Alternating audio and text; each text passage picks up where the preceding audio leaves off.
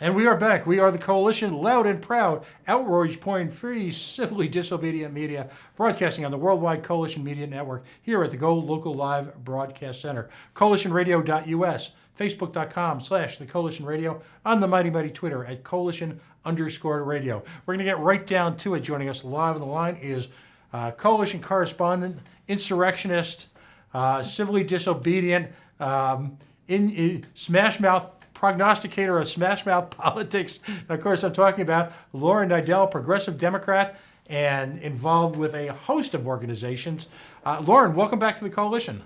Thanks. Thanks for having me. No, it's been a busy couple of weeks. Absolutely. When last we spoke, I believe Mr. DiLorenzo was still attached at the hip of the Democratic Party. And we had yet to come across a rather disturbing allegations from the mainstream of the National Democratic Party as just to the extent of the games that have been played. Let's just keep it high level. So first of all, tell us what actually went down with Mr. DiLorenzo. There were a lot of different forces at work, weren't they? Yeah, I mean, I'm involved in several different aspects of it, which is I have some really good inside information. I am a member of the Women's Caucus, the Rhode Island Democratic Women's Caucus. Mm-hmm. And through the Women's Caucus, they put out a great effort of getting 60 signatures of committee members that would force a meeting if DiLorenzo did not resign. So what happened is we had that ammunition with us, and on Thursday or Friday a week ago, I guess, DiLorenzo resigned from the party, which immediately made his position, revoked his position on the committee. Right. So he saw the handwriting on the wall. Yeah, I mean, he still felt he was insulated by higher ups. He still felt that he had the support of members of the Democratic Party, but that obviously kind of crashed and burned. Right. And you saw, you even saw Senator Ruggiero at some point tweeting out, and who knew that Senator Ruggiero had a Twitter account? But even he realized that that the jig was up, as they say. Yeah, his comment was strong. It was excellent. There are some other top Democratic officials who I was not pleased with their comments, but there was just too much at stake. And if DiLorenzo stayed, it would have really fractured the party. So everybody knew he had to go. Right. I mean, right now we're a nation, if you will, on the culture side, the culture wars, if you will, that's been torn asunder by this seemingly relentless stream of confessions and, in most cases, fact-based accusations about some of the behavior. It's kind of breathtaking in the worst possible way to watch folks who are a part of the fabric of our nation, have to walk the plank, if you will, because some of these people were just terrible human beings. We're talking about famous actors, famous politicians, business leaders. I guess as a guy, I always knew it was there, but I just don't. I'll confess to being shocked. I mean, how are these people raised? Were they raised? It's power.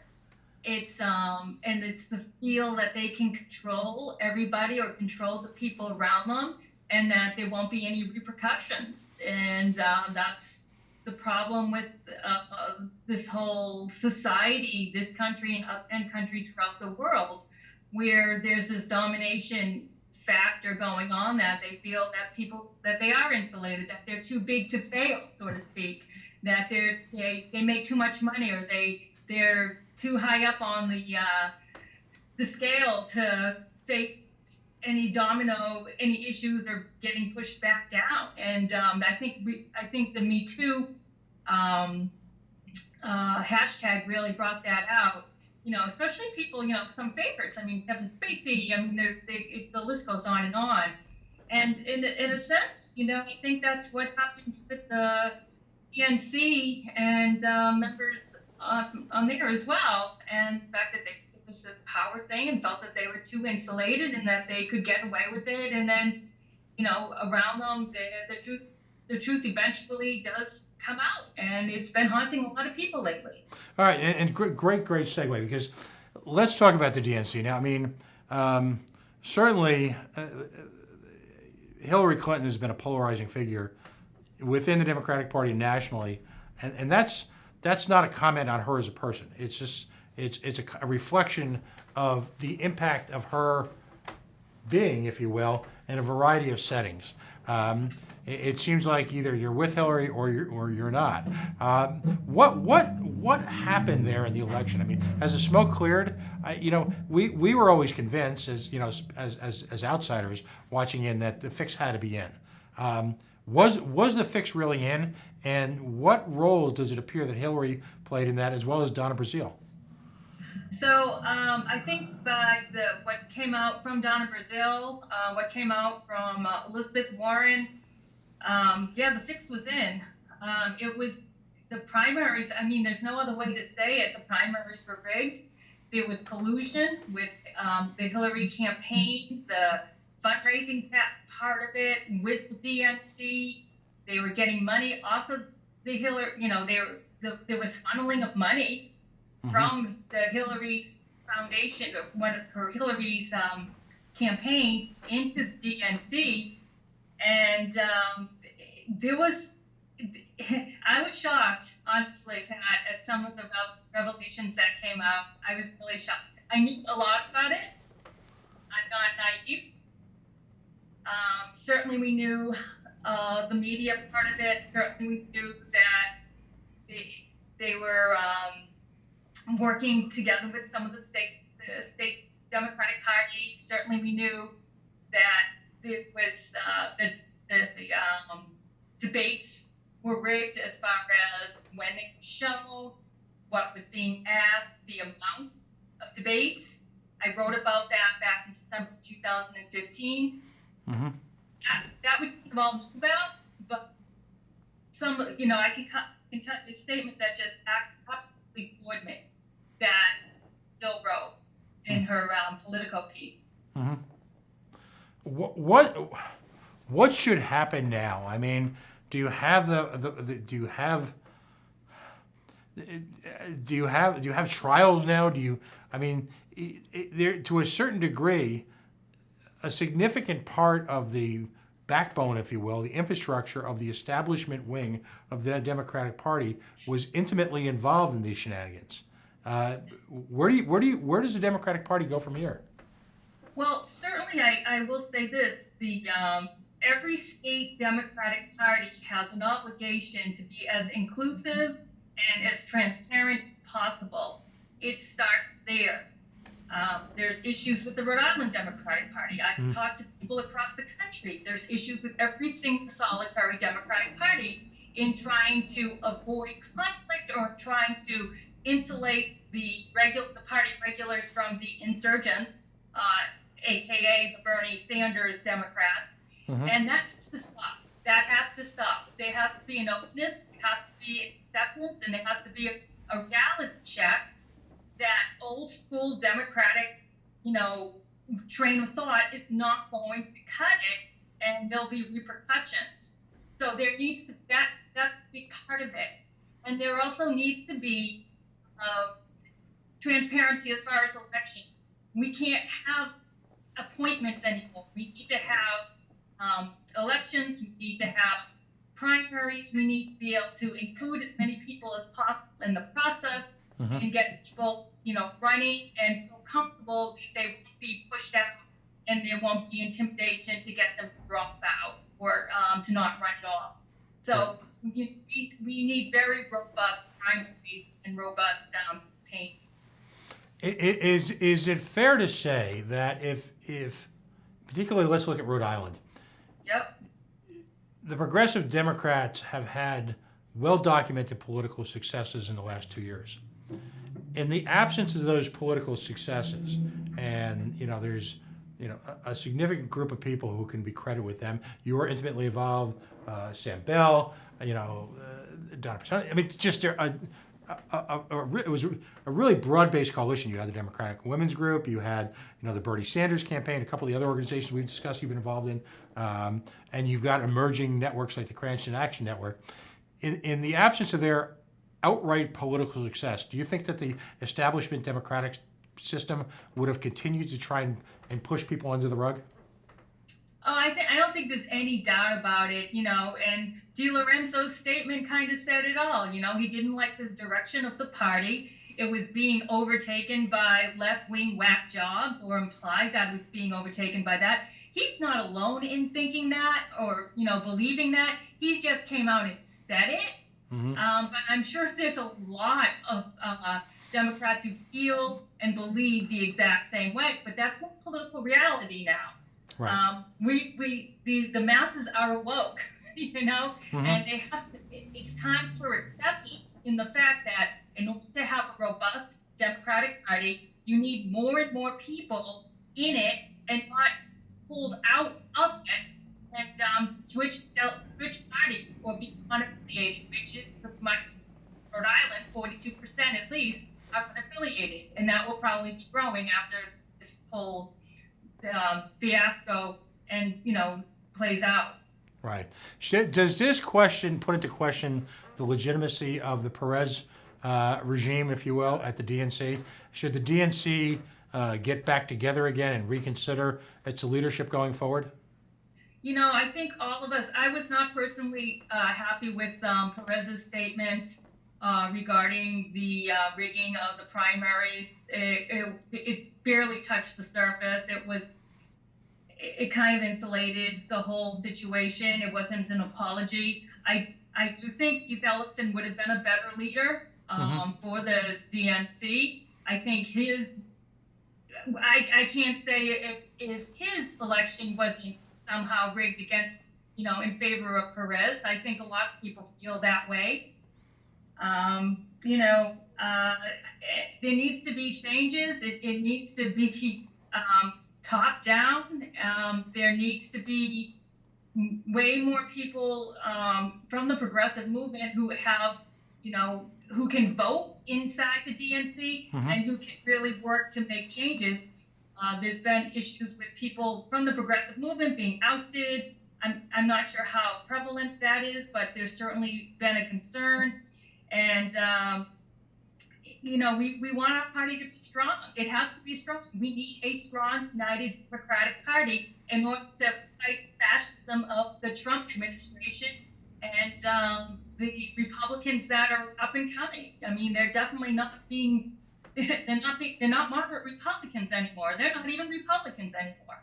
Right. But we can't keep, we can't keep kicking out the progressives of the party in order to maintain status quo. And that's a deep concern that I have. Right. And I just want to point out for all my Republican friends who are pointing out this and chuckling, don't ever forget that there was a guy named Ron Paul who ran for the presidency a few years ago. And quite frankly, a lot of the same stunts were perpetrated by, the mucky mucks, if you will, of the Republican National Committee. Ron Paul delegates were, in my mind, illegally unseated in conventions across the country. So there's plenty of blame to go around. And as someone like myself, as a third party person, I want to point out to the mainstream Democrats, Joe Palino, or Mitt Romney, for that matter, that these conventions, these primaries, are by and large paid for by taxpayers. So this is not, they need to understand this isn't their private club. I've always railed against the notion that two political parties, and every time the Republicans bring up the notion of closing the primary system here in the state, my first response is, okay, that's fine, then pay for your own damn elections, because I shouldn't have to pay for your private club. That taxpayer money is involved to the tunes of untold millions of dollars nationally. Everything from security to convention expenses to just the sheer act of rolling out the voting machines for these two establishment groups who seem to think that this is their own private playground, and Lauren, I think you and I agree that's just simply wrong, isn't it? We need to have open primaries. That's the bottom line. People need to be able to vote on the same day for whomever they want to vote for in every single state. In New York, for instance, you have to register to vote 6 months in advance of the primary. That's ridiculous. That's ludicrous. This is 2017. You can change your voter, ID within 3 seconds online. It's ridiculous. It keeps people out, and it impedes democracy, like I had implied before in my article. And we need a robust democracy. We need more people in the system. 40. There's like a huge percentage that don't vote at all, and maybe that's the way some of the mainstream both sides want it. But that's not what the people want. That's Right. not what the masses want. That's not what the 99% want. They just want to feel that their vote is going to count, that the process is fair, that it's transparent, and that you run a candidate like a Bernie Sanders, who is a third-party candidate but ran as a Democrat, that you will be given the same opportunity, the same respect, and the same ability to win as the chosen one. Right. And that's what we want. Right. And final question, and I'm so grateful that you take time from your Friday nights to join us every few weeks, and we hope to have you on again and again. Does this finally mean potentially the death of the notion of the superdelegate? The superdelegate situation had been worked out in July of 2016. There is supposed to be a ratification of it coming up in January or February of 2018. Okay. Not significant changes. If those changes are not ratified, it is going to be a painful experience for the Democratic Party. Right. I will guarantee you that. Right. I mean, because ultimately, the first inkling that non-Democrats like myself had that, Houston, we have a problem, was this notion that, from the get-go, before, and let me just step aside for a second. Regardless of how you may feel politically, regardless of how you feel about the political motivations, goals, objectives of the Bernie Sanders movement, and it was a movement, those folks worked hours, countless hours, expended countless amounts of their own personal money, fortunes, whatever. Those folks, they may disagree with you, but they were patriots in the same sense that anyone who actively participates in the political system with goodwill is. And the notion that those people were I think just treated horribly, all of that effort, when the superdelegate process from almost the get-go ensured Hillary Clinton win, where those folks in good faith and goodwill worked and appealed to the, dare I say, the conscience of the establishment Democratic Party to do the right thing, and were almost universally rebuffed, I think is unconscionable. And so I think we need to return to a one-person, one-vote primary system, and if the mainstream elements of either party, Republican or Democrat, can't get on board with that, well, they simply just need to go the hell away. Like, bye-bye. Because, again, this is not their private club. This is, they don't get to pick and choose. Somehow, on one hand, publicly, they'll talk about that they've gotten rid of the smoke-filled rooms. Okay, they aren't smoke-filled anymore. They might be air purified, but they just need to turn the lights on in those rooms. They need to get rid of those rooms. And honest debate should be taking place on the convention floor on platforms, which need to matter again, and also on who the respective nominee of the party is. I think we can all agree on that, can't we? Yeah, I mean, I'll give you a perfect example, and I'm sure Bernie was as upset about it as all of us were. In the debates, there was not a single mention, a single question, a real question on the environment. Mm-hmm. And look what's happening now with Trump. I mean, Trump is destroying any safeguards, any regulations. Between him and Pruitt, it's like a war on the environment. And that's because the Democratic Party refused to have issue-oriented debates and just scratch the surface of blah, blah, blah that was happening at that time. Right. And that has to change. Right, and I can tell you, having been at the Libertarian National Convention, and I have a feeling the same thing happens when progressive Democrats come together and build a platform. That platform is as or more important often than the candidates themselves, because you're talking about organizations that actually have a belief system, as opposed to the two mainstream parties which seem to have forgotten them. By the way, I just got to ask you before we go, I read this in Politico, and I know somewhere someone's going to tweet me now, hashtag fake news. But is Mr. Pruitt actually appointing someone to his council of horrors, if you will, that believes, and I got to get this straight because this is astonishing even by my standards, right? That believes that increasing the particulate count in everyday oxygen will lead to stronger lungs by children? Yeah, I read that too. I mean, I'm sure it's true. I mean, the climate denialism of this administration is unfathomable. I don't think any Republican would have thought that it would be so incredibly destructive and stupid. I mean, there's no reality-based science. There's no reality-based reality in any of the administration picks when it comes to climate change. They're all climate deniers, and they refuse to look at the facts. I mean, coal is going to produce very clean air. Yeah, right. There's no, you can spill all the fracked gas water into the ocean, and it's perfectly fine for the fish. I mean, it's ridiculous. It's scary as hell, and it's one of the issues that I think if there were specific debates in both the primaries and the general, if they questioned Trump on the environment, we would have a Democratic president right now, because there's no way he could have answered any question on the environment. He is absolute clueless, and it's sickening. Right.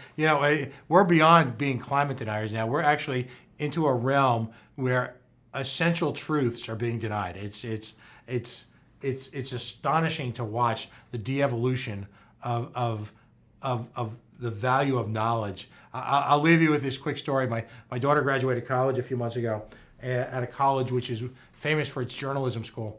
And if you've ever been to a big college football game, they flash the letters, and it was very. If you're and I'm not an expert, but I'm a civil libertarian. I hold that near and dear. And when the journalism school flashed 5 letters across, it was a very emotional moment because the crowd of roughly 30,000 people erupted, and the 5 simple letters were TRUTH, truth.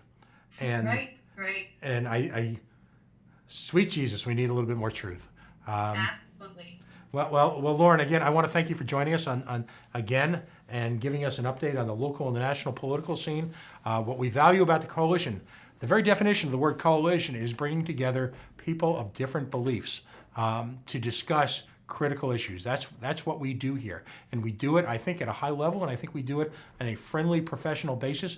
I think Lauren and I have known each other for a while now. We can agree to disagree on certain issues, but that doesn't mean we can't have civil debate and engagement and a real discussion of TRUTH, the truth. Lauren, where can folks find you on the web? Let's see, I have a Facebook page. I'm on Twitter. My Twitter handle is @thegemini, and that's VEGEMINI. Mm-hmm. And I'm on Facebook. Also, you can find me under Lauren Niedel. And my major group that I work with, my 2 major groups are Our Revolution Rhode Island and United Against Clear River Energy Center. And those are my 2 Facebook groups that I'm deeply involved with at this point. All right, great. Folks, Lauren Niedel, progressive Democrat, warrior, and environmental activist. She's joining us again on the coalition. Lauren, thank you so much for joining us again. It was great being here. Thanks. All right, we're going to take a very quick break. Joining us in studio is I think, a great hometown story. A young entrepreneur Lana Nawa is going to be joining us. She has started a business. She just has recently joined us from Connecticut. The business is called Impact Everything. They've successfully run a mail order website, and she's going to be establishing her first retail permanent presence. And she's chosen my favorite street in Rhode Island. Of course, that's Thayer Street, to do so. So we're going to take a very, very quick break. We're going to bring her in. She's got some great stuff to show us. More importantly, I believe that folks like Lana represent the future of retailing in America. Superior product, high-level service, a commitment to the community, and a willingness to participate in issues larger than just Main Street, or in our case, Thayer Street, America. So, folks, we're going to take a very quick break. We'll bring out Lana. This is the Coalition on the Worldwide Coalition Media Network, broadcasting live at the Go Local Live Broadcasting Center here at 90 Way Boston Street in the heart of the city we love, Providence, Rhode Island. The city of 1,000 stories, the Naked City. We've told a few tonight. We're going to tell a few more. CoalitionRadio.us, Facebook.com/The Coalition Radio, on the mighty, mighty Twitter at Coalition_radio, and our apolitical, billionaire baseball boys club, Fenway, Wet Dream, crony capitalists. We believe you should subsidize our own private vanity play Twitter feed at Pawtucket is Home. Folks, this and all our other videos live in perpetuity on our own Coalition YouTube page, which can be accessed very easily from the main menu at coalitionradio.us. Stay tuned. We'll be right back.